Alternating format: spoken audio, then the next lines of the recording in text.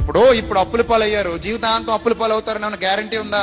ఎంతో మంది అప్పుల పాలైన వాళ్ళు తర్వాత కుబేర్లు అవ్వలేదా? ఓలడంత మంది ఉన్నారు అయినోళ్ళు. ఈ రోజు కుబేర్లు అయినోళ్ళు రేపు పొద్దున అడుగు తింటూ పోలేదా? తిండి లేకుండా అయిపోలేదా?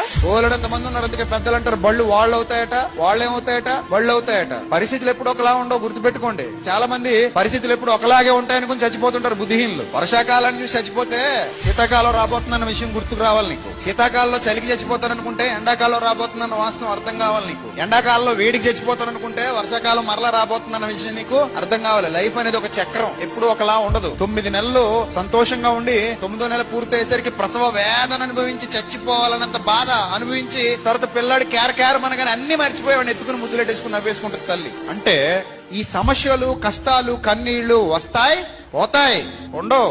ఏ కష్టం శాశ్వత కాలం ఉండదు, ఏ శ్రమ శాశ్వత కాలం ఉండదు, ఏ బాధ శాశ్వత కాలం ఉండదు.